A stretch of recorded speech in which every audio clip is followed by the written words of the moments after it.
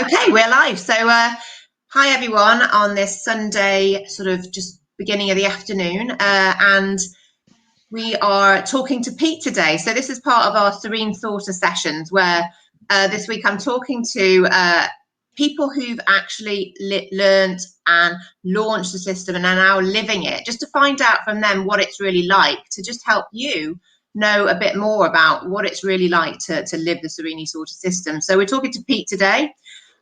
We have had 4 of the Serene Sorter sessions, and I'm really pleased to have Pete on board because it's been quite a journey for them. And so, Pete, maybe you can just introduce yourself, tell us a bit about your family situation, you know, who you've got living in that house with that lovely bookcase behind you.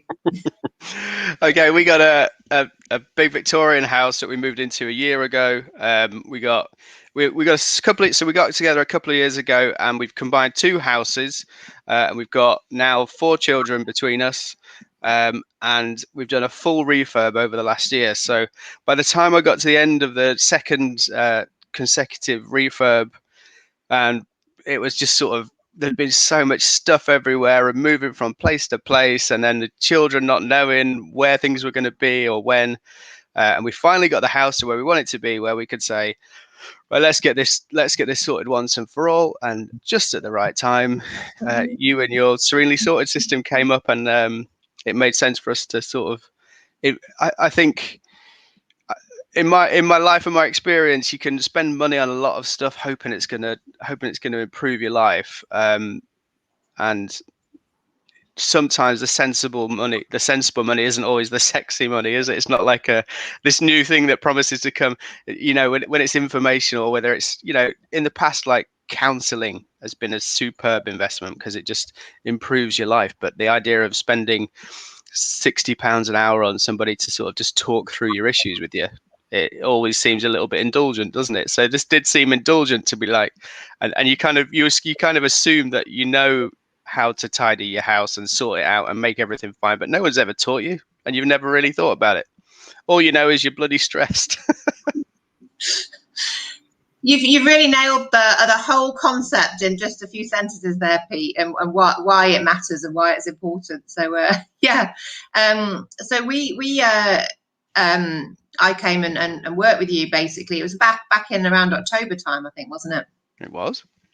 And so I actually came into your home and worked with you to get the initial setup going. But when I do that sort of personal service, it's still it's the most important thing is that people still learn the system, because this is why, you know, you can get declutterers into your home and sort it all out, and that's fantastic. But unless you change your behavior, then nothing's going to change, and you'll be back to town. And so you went through my sort of video-based course, and then maybe you could just talk us a bit through about what happened then and how you developed. I think the main thing, Di, is the language that sort of comes out of it. So, you know, on a daily basis as a family, so us, both the adults and the children, we all use sort of BTT. And I don't need to, you know, for those who don't know, that's back to tidy, and it's a big part of the course.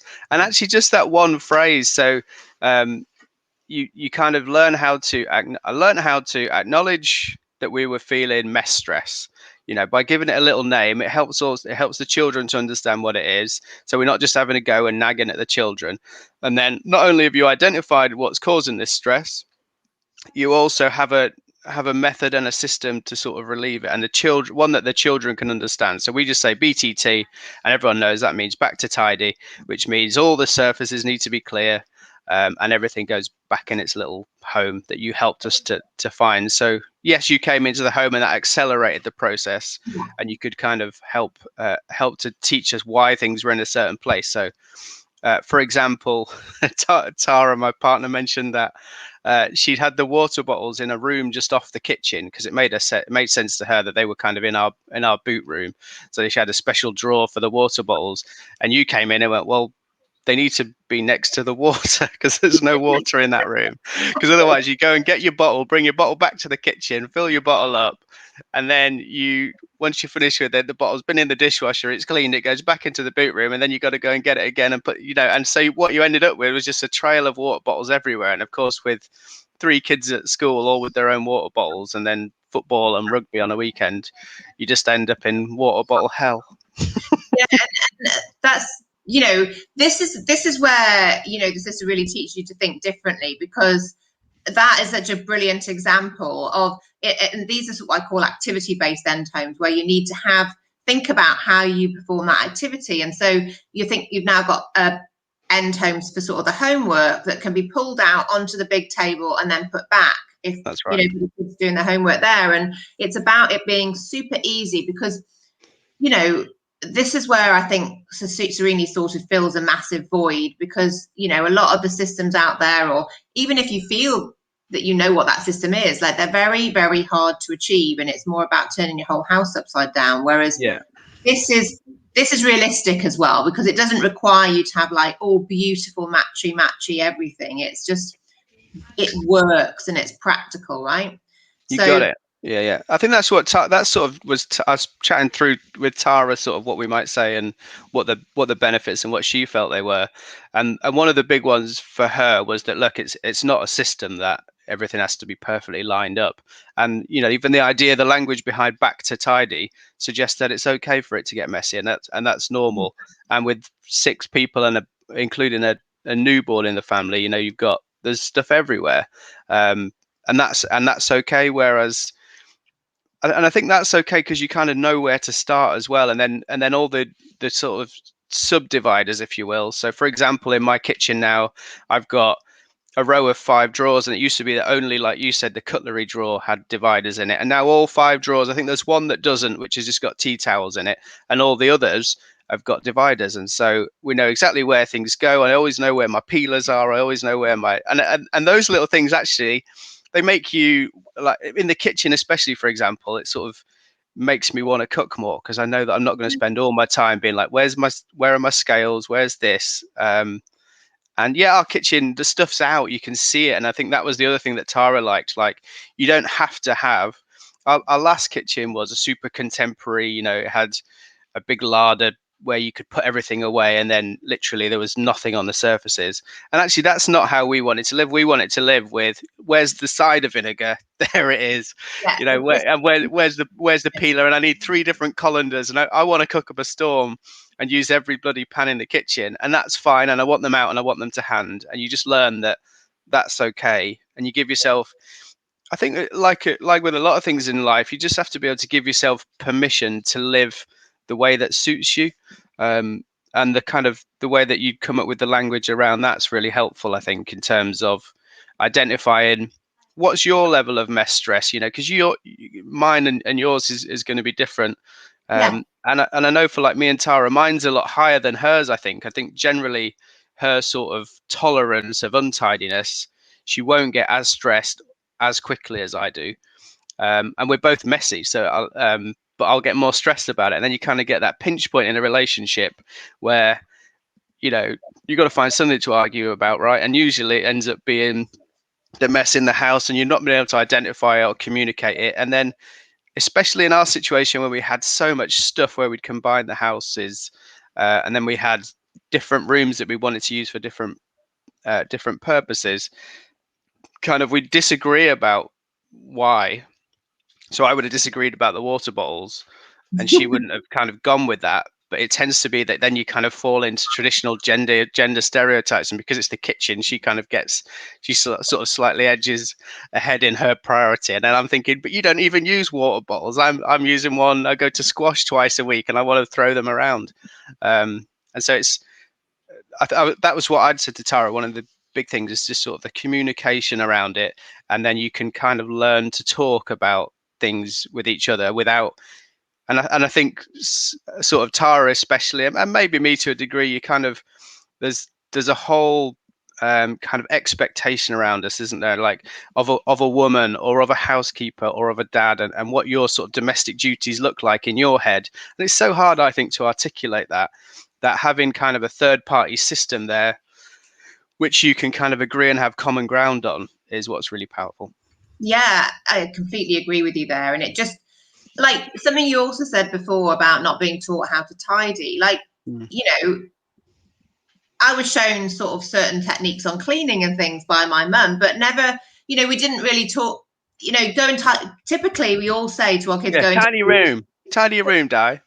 And me or your kids, how do you actually do that? What are the processes? And having it in place really helps everyone in the house know what that means and help them do it, because why are we surprised when our kids just throw things and like push things under the bed? Because we don't teach them, do we? Do you know what I mean? It's sort of like you learn to handwrite one letter at a time, and and maths. We're very patient with them, and you learn to add and subtract and blah blah blah, and you go through the whole process. Whereas you kind of get to 8, 9, 10, and your parents just go and tidy your room, and it's and you might have done it with them for years, or they might have followed you around, and you might have done a great job at first putting the books back on the special book organizer or whatever.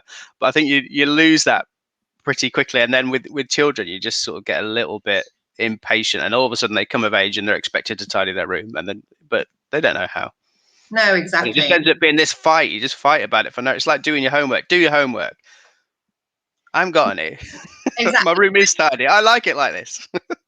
And I think about our kids now, and one of the things that's really important about the system is, like you said, recognizing what's right for you, but also understanding what's realistic to expect. And if you go too far with a categorization or whatever, then it just breaks down.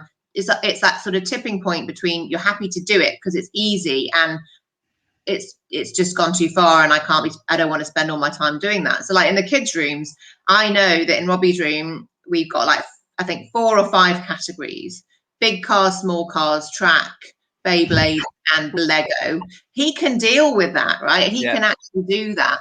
And people can tend to sort of get carried away with categorization, but the system red really cars, blue cars, yellow cars, green cars, all in size order. Exactly.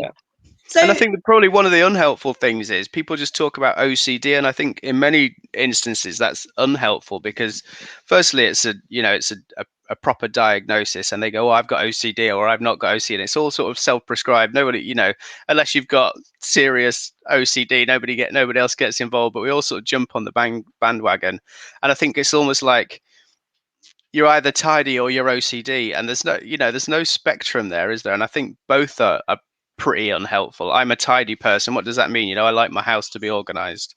And what does that look like? And how can you articulate that to other people? Because quite often the ones on the high horse who are very tidy, their system might not be obvious to other people, and they might not have explained it. Do you know what I mean? So, I like it to be like this because, and actually that's unrealistic for other people who don't want to invest an hour and a half of their day every day and aren't mentally ill. And that is absolutely key. It's like the system. I mean, I don't know if maybe you can talk a bit about how long it takes you to get back to tidy. Do you feel like it's easy, or how is that sort of load on kind of the tidying? Has that changed at all, or this back to tidy? Yeah, definitely. It's sort of so back to, for example, in our sort of kitchen dining area, you're looking at sort of up to one person up to half an hour, but if everybody's involved, sort of more like 10-15 minutes, after dinner, cleaning up, doing all the pots and pans and everything.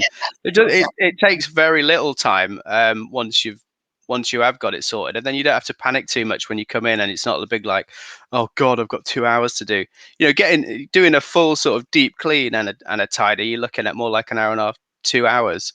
But if I say to Jackson, right, we're doing a BTC, and he knows that's back to clean, he's like, oh god, because we're gonna be lifting the rugs up, we're gonna be doing underneath the rugs, and I did learn to clean. I learned to sort of did industrial cleaning as a kid, and mum would have us doing all the skirting boards regularly. I'm the eldest of 5, so I had to do the step. We lived in a big Victorian house, and I had to do the stairs and so I can do that, but almost I think my experience means that if I think I've got to start cleaning, like, it's a couple of hours the way I would clean. Do you know what I mean? Whereas if I'm just thinking back to tidy, I can cope with that. Whereas I couldn't always cope with, oh, the kitchen's not clean. Yeah. It's a different thing, isn't it?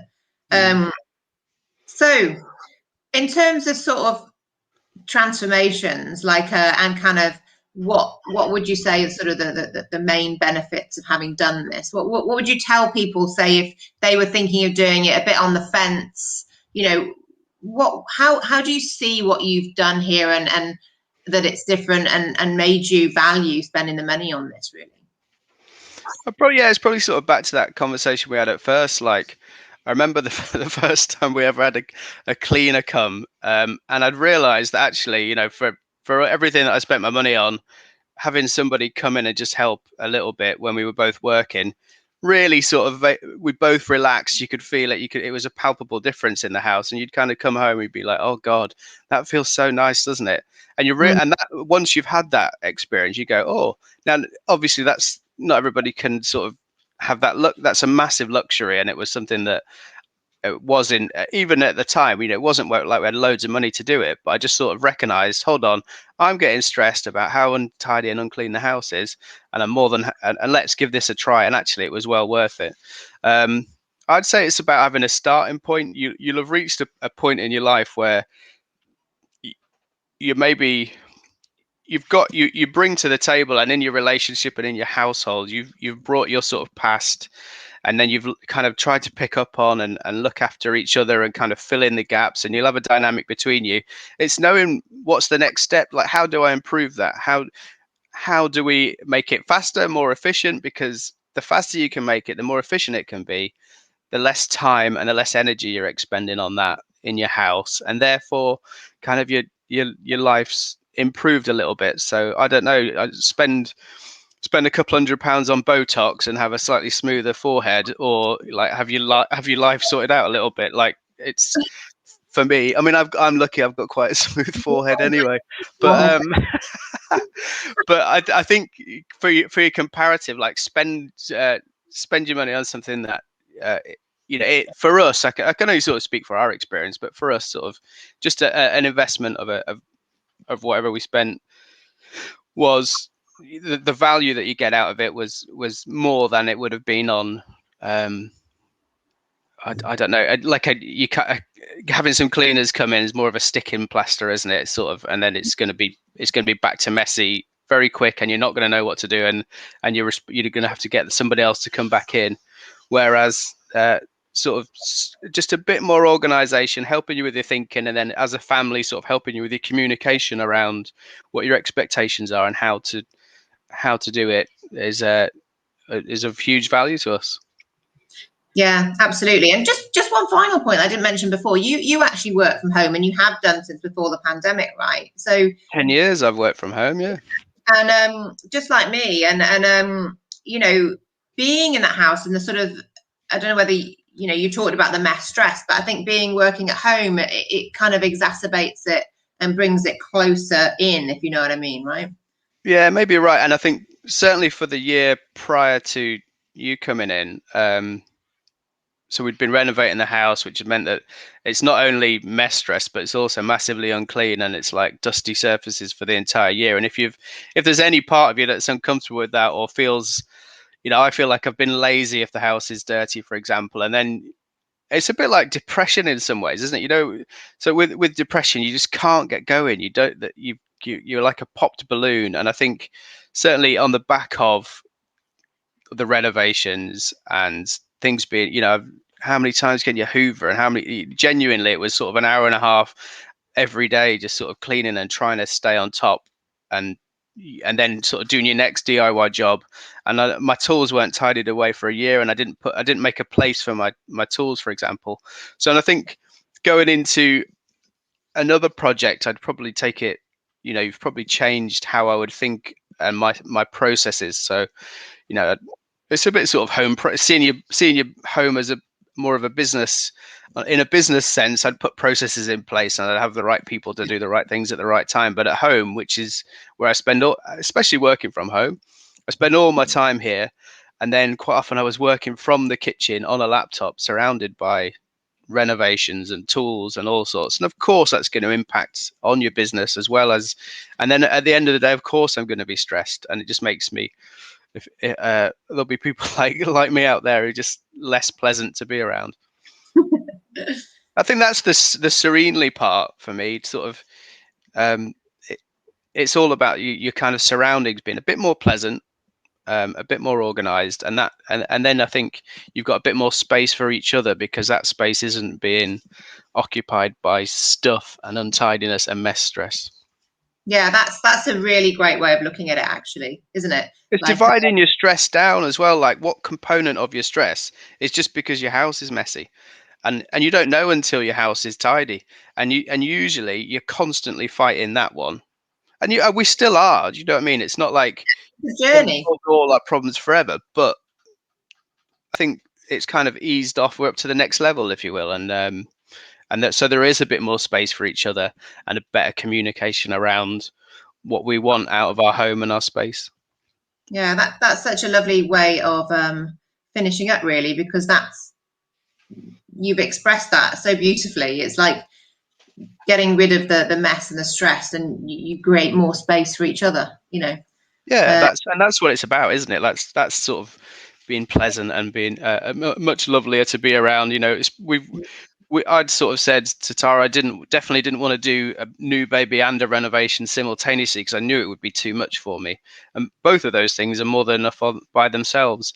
So we did the renovation, then had the baby. But I think if we didn't have that in place, so if you went up to little Ned's nursery now, his nappies are sort of in the right size container, in the right place and reachable, and they're left out but nicely organized, rather than having to open something every time for a nappy. And it's having, so I think Tara's taken it. She's enjoyed her first project, which has been the nursery and the baby, and I think that would have stressed me out if that weren't, it's difficult enough, isn't it, without all the stuff of a baby not being sorted. And so Tara's totally on top of that, and that means a lot to me, because it means I've got, there's a lot that I want to help out with. I like to be able to take baby out in the morning when she's had a long night or whatever. I'll get up and go out, and I know where his thick coat is, and I know where everything is that I need to sort out. That helps. Yeah, every little helps, right? And yeah. It's been great talking to you, Pete, and thanks so much for joining us and just really sharing, your journey to Serenely Sorted. And it is really wonderful for me to know that I've helped in that way in your home and what you're experiencing now. So I really appreciate that. No, totally. Thank you to you. Well, I think there's a lot of thinking that goes behind it and into these ideas. And actually, I think of you as like the Brené Brown of home organization. There's a sound bite for you, but there's a lot of shame, isn't there, as well, attached to our houses and our homes and our domestic abilities, which and capabilities, which we need to sort of deal with a little bit, because I think, to your point about sort of space in your life and how that is a nice idea, with that shame around it, and sort of we all tidy our houses very quickly, don't we, when people are about to arrive. So we can do it, we know we can do it, but we don't do it. And why don't we do it? It's because you just need a few little tools. And so thank you, because you've helped us to create a bit more space for each other. Thanks, Pete, so much, and enjoy the rest of your Sunday. And for everyone else who's joining now, so the Serenely Sorted Academy is open, and this is basically what Pete and Tara have been through, and this is the way to achieve basically what Pete's described today. And there's the link in the post where this live is, and take a look and ask me any questions you have. Also, if you sign up by today, there is the extra bonus that you'll see in the page where you find from the link that's in this post. So do take a look and ask me any questions that you may have, and I look forward to helping you, like I have Pete, on your journey to a more serene and sorted life. So thanks, guys, for joining today. Cheers, and thank you, Pete. Thanks, Diana.